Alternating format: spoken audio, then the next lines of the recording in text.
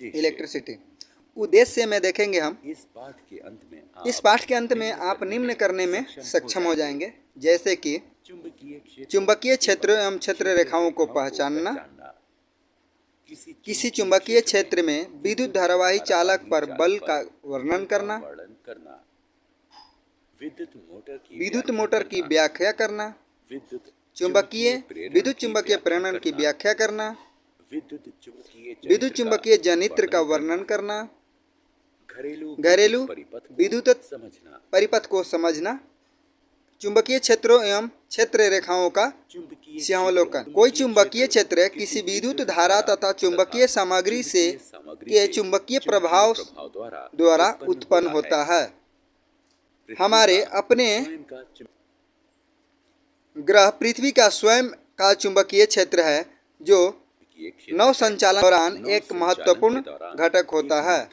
चुंबकीय क्षेत्र किसी सतह के माध्यम से क्षेत्र रेखाओं की संख्या के रूप में परिभाषित किया जा सकता है। इन्हें सरलता से किसी गणितीय स्वरूप में रूपांतरित किया जा सकता है।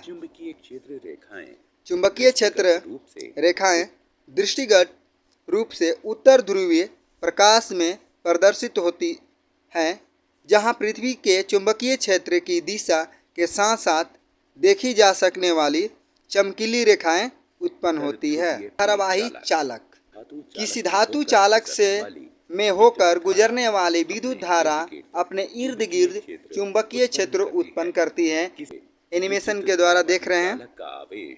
किसी चुंबकीय क्षेत्र में रखे हुए विद्युत धारावाही चालक का आवेश ऐसी दिशा में विगलने की अनुभूति देता है जो कि विद्युत तथा चुंबकीय क्षेत्र पर लंबवत हो।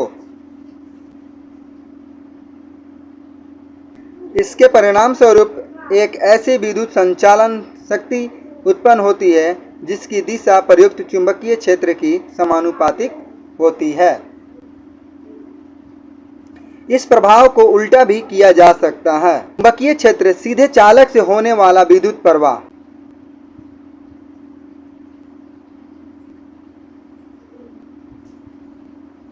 किसी दिए गए बिंदु पर उत्पन्न हुआ चुंबकीय क्षेत्र का परिमाण तार में प्रभावित विद्युत धारा में वृद्धि होने पर बढ़ जाएगा। तार एवं दिक्सूचक यंत्र में दूरी बढ़ेगी।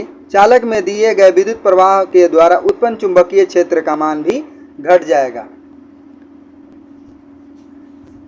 मैक्सवेल का कर्कस्क्रू नियम। मैक्सवेल का कर्कस्क्रू नियम, जिसे दक्षिण हस्त अंगुष्ठ नियम भी कहा जाता है, यह बताता है कि विद्युत धारा की दिशा में कर्कस्क्रू से विद्युत धारा की दिशा के साथ साथ चुंबकीय क्षेत्र की दिशा भी नीचे की ओर लंबवत बदल जाती है।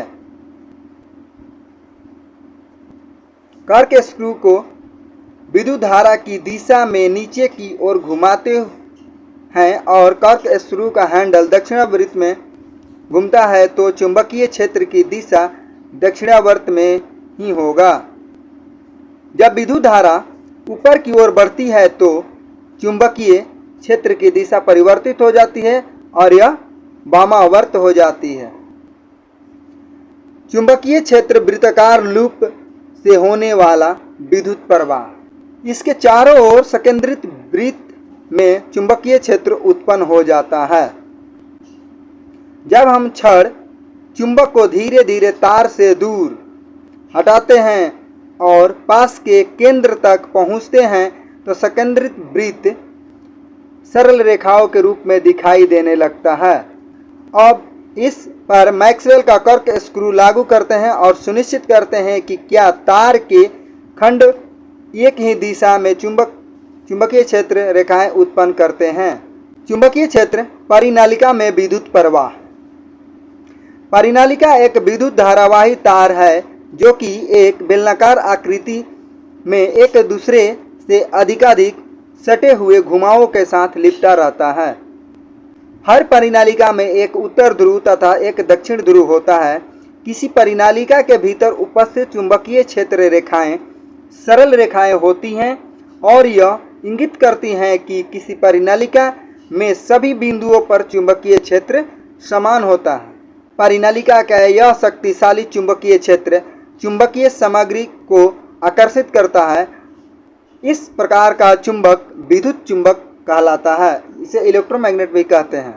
विद्युत धारावाही चालक का बल। किसी चालक से होकर बहने वाली विद्युत धारा चुंबकीय क्षेत्र का निर्माण करती है। इस प्रकार निर्मित चुंबकीय क्षेत्र चालक के निकट पर रखे गए छड़ चुंबक पर बल लगाता है। फ्रांसीसी वैज्ञानिक आंद्रे मैरी एम्पियर ने यह पता लगाया कि छड़ चुंबक भी चालक पर विपरीत एवं समान बल लगाता है। फ्लेमिंग का वाम हस्त नियम। तर्जनी चुंबकीय क्षेत्र की दिशा को संकेत करती है। मध्यमा विद्युत धारा की दिशा को संकेत करती है। अंगूठा गति की दिशा को संकेत करता है। मोटर। विद्युत मोटर एक विद्युत यांत्रिक उपकरण है। यह विद्युत ऊर्जा को यांत्रिक ऊर्जा में परिवर्तित करता है। मोटर गति उत्पन्न करने के लिए चुंबकों का प्रयोग करता है।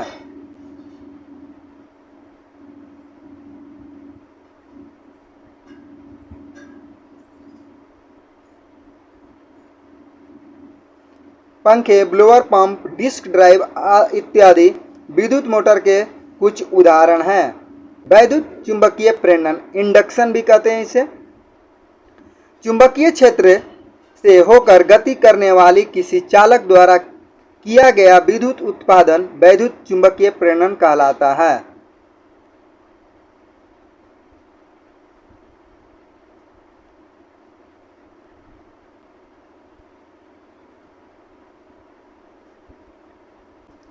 विद्युत कैसे उत्पन्न होती है यह देखने के लिए तारों की कुंडली के भीतर व बाहर एक छड़ चुंबक लगाइए। विद्युत जनित्र।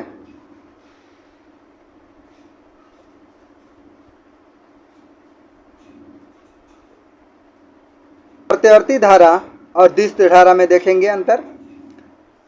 समान समय अंतरालों के बाद दिशा बदलती है। समय समय पर अपनी दिशा के विपरीत बहने लगती है। ऊर्जा की अधिक हानि किए बिना लंबी दूरियों तक विद्युत धारा संचारित होती है। यह पहचान है उसकी। दिष्ट धारा समान समय अंतराल के बाद दिशा नहीं बदलती है। दिष्ट धारा सदैव एक ही दिशा में बहती है। यह लंबी दूरी तक संचारित करना यह संभव नहीं है। घरेलू विद्युत परिपथ। विद्युत का उत्पादन 50 हर्ट्ज के प्रत्यावर्ती वोल्टेज की आवृत्ति के साथ 11,000 वोल्ट पर काफ़ी दूर तक किया जाता है। पारेषण के दौरान ऊर्जा की क्षति को कम करने के लिए विद्युत का पारेषण उच्च वोल्ट पर किया जाता है, यानी उच्च वोल्ट पर ट्रांसमिशन किया जाता है।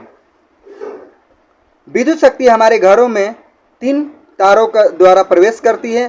ये विद्युन्मय तार लाल तार, उदासीन यानी काला तार तथा अर्थ का तार हरा होता है।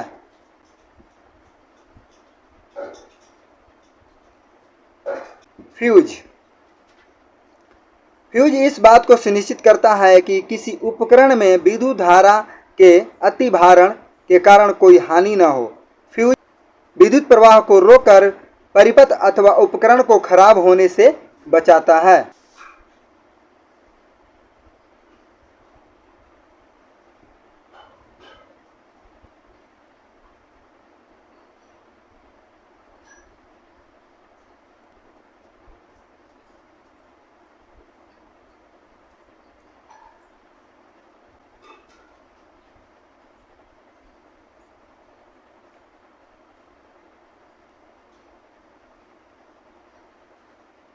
क्या आप जानते हैं छड़ चुंबक के क्षेत्र के विपरीत धरती का चुंबकीय क्षेत्र समय के साथ परिवर्तित हो जाता है, क्योंकि यह धरती के बाह्य भाग पर ढली हुई लौह मिश्र धातुओं के चालन के कारण होता है। फ्लेमिंग का वाम हस्त अंगुष्ठ नियम विद्युत मोटरों में प्रयुक्त होता है, जबकि फ्लेमिंग का दक्षिण हस्त नियम विद्युत जनित्र में प्रयोग होता है। मोटरों एवं जनित्रों में पृथक पृथक हाथों का प्रयोग किया जाना चाहिए, क्योंकि मोटरों एवं जनित्रों के कारण और प्रभाव में अंतर होता है।